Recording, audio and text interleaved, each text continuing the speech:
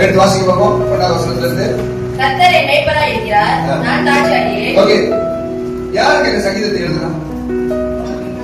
தாவீது வந்துட்டு எப்படி இருந்து எப்படி ஆனாரு சொல்லுங்க, சொல்லுங்க. தாவீது எப்படி இருந்து எப்படி ஆனாரு? ஆடு மேய்க்கிறவன், ஆடு மேய்க்கிறவனா இருந்து எப்படி பண்ணாரு? அரசனா மாறினார். ஆமா இல்லையா?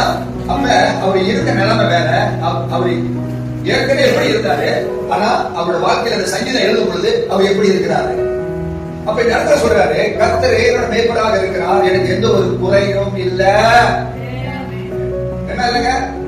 குறையில குறை இல்லையே, குறை இல்லையே. என் கர்த்தர் என் மேய்ப்பர். மகன் அந்த பாட்டு படிக்கணும்னு நினைச்சேன், அந்த பாட்டு படிக்காம வேற ஒரு பாட்டு எடுத்துச்சு. அந்த பாட்டுக்கு அந்த டாம் அடிச்சாங்க, உற்சாகமா இருக்கும், டக்குனு வேற பாட்டு போயிடுச்சு, எல்லாமே ஸ்லோ ஆயிடுச்சு. அந்த பாட்டு படிச்சிருந்தா உண்மையில ஒரு ஹிட் ஆயிருக்கும். கர்த்தரே என்னோட மேய்ப்பராக இருக்கிறார், நம்மளுக்கு எந்த ஒரு குறையும் இல்ல அப்படி என்று தாவீது சொல்லுகிறார். அப்படி குறை இல்லாம நம்ம வாழ்க்கையில குறை இருக்குதுங்க. கேள்வி என்ன தெரியுங்களா? கர்த்தர் உங்க வாழ்க்கையில மேய்ப்பராக இருக்கிறாரா? Is the Lord is the shepherd of your life. கர்த்தர், நான் சொல்றேன் கவனிங்க, கர்த்தர் உங்க வாழ்க்கையில மேய்ப்பராக இருக்கிறார் என்றால் உங்க வாழ்க்கையில குறைவுக்கு இடம் இல்லை. ஏன்னா எழுதினவர் யார் தெரியுங்களா? ஆடு மேய்ச்சவர். நீங்க யாராச்சும் ஆடு மேய்க்கிறீங்களா? சொல்லுங்க. நீங்க பிசினஸ் பண்றவங்க இருக்கீங்க, ஆபீஸ்ல வேலை செய்யறவங்க இருக்கீங்க, சொல்லுங்க. சில பேர் டீச்சரா இருக்கிறீங்க, சில பேர் பாருங்க பிசினஸ் பண்றீங்க, நல்லா இருக்கீங்க நீங்க. ஆனா அவன் ஆடு மேய்க்கிறான். யாராச்சும் ஆடு மேய்க்கிறீங்களா? இல்ல. ஆடு மேய்க்கிற வேலை கொடுத்தா செய்வாங்களா? செய்ய மாட்டாங்க. ஆடு மேய்க்கிறவன் அரசனாய் மாறினான், பெரிய ராஜா, எந்த ஒரு குறை இல்லாம அவன் இருந்த நாட்களிலே அவன் சொன்னான், தேவ ஆலயத்தை கட்டுவதற்கு நீங்க என்ன செய்ய வேண்டும், கடவுளுக்கு கொடுக்க வேண்டும் என்று சொல்லி அவருடைய கீழே இந்த ஜனங்கள் என்ன பண்ணாங்க, நெருக்கி கொடுக்க ஆரம்பித்தாங்க. கொடுக்க உடனே அந்த கணக்கு பண்றவன் சொல்லிட்டான், ராஜா எல்லாத்தையும் நிப்பாட்டுங்க, அளவுக்கு மீறி கொடுக்குறாங்க அப்படின்னு சொல்லி. அப்படின்னா என்ன அர்த்தங்க? அவர் இந்த நாட்களிலே எப்படி ஆசீர்வாதம் இருந்தது அந்த தேசத்துல? பயங்கரமான ஆசீர்வாதங்கள், ஜனங்கள் ஆசீர்வதிக்கப்பட்டார்கள். ஏனென்றால் அவங்களுக்கு கர்த்தரே என்னவா இருந்தாரா?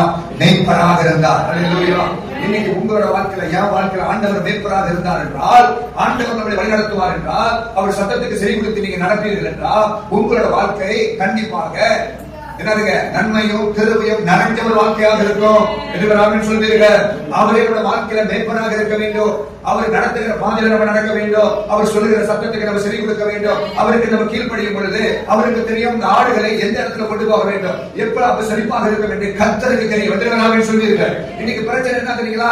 அவர் நம்மளோட வாழ்க்கையில மேய்ப்பர் அல்ல, நம்மளே நம்மளோட வாழ்க்கையில மேய்ப்பனாக இருக்கிறோம். எனக்கு என் வாழ்க்கை நடத்த தெரியும், எனக்கு என் வாழ்க்கை எப்படி போக வேண்டும் என்று எனக்கு தெரியும், எனக்கு நான் புத்திசாலி, எனக்கு அறிவு இருக்கிறது, எனக்கு ஞானம் இருக்கிறது, ஆகையால் என் வழியில நான் போவேன் அப்படின்னு சொல்லி நீங்க போறீங்க பார்த்தீங்களா? அதனால தான் பாருங்க, தேவ பிள்ளைகள் பல வருஷங்கள் ஆகி கூட இன்னைக்கு நம்ம வாழ்க்கையில ஒரு மேன்மை அடைய முடியல. என்ன காரணம் தெரியுங்களா? மேய்ப்பன் கர்த்தர் இருக்கிறார், அவரோட சத்தத்துக்கு செவி கொடுப்போமே அப்படின்னு சொல்லாம நம்ம சொந்த பாதையில நடக்கிறோம் பாருங்க. அதான் பைபிள்ல போட்டுருக்கு, 99 ஆடுகளை ஆண்டு ஒரு ஆடு தேடி போனார். ஏன் தெரியுங்களா? இந்த ஆடு ஒரு சொந்த வழியில போச்சு. என்ன ஆச்சு? அந்த ஆடோட வழி மாட்டிக்கொண்டிருச்சு. ஆண்டு பிடிச்சு கூட்டிட்டு வந்தார். அன்னில இருந்து அந்த ஆடோட வாழ்க்கை மாறி. ஏன் தெரியுங்களா? மறுபடியும் மேய்ப்பரே அந்த ஆடுக்கு மேய்ப்பராக இருந்தார். உங்க வாழ்க்கையில தேவ பிள்ளைகளே, நீங்களும் பாருங்க, வழியை விட்டு ஓடி என்னாச்சும் போயிருக்கலாம். ஆண்டு உங்களை கூட்டிட்டு வரார். அந்த காலங்களில சங்கீதம் 23 நல்லா கேளுங்க. உங்க வாழ்க்கையில கர்த்தரை ஆண்டவராக இன்னைக்கு மாற்றுவீர்கள் என்றால் பொருளாதார அந்த வீழ்ச்சி உங்க வாழ்க்கையில ஒரு வளர்ச்சியாக மாறுவதற்கு இன்னைக்கு ஆண்டவரை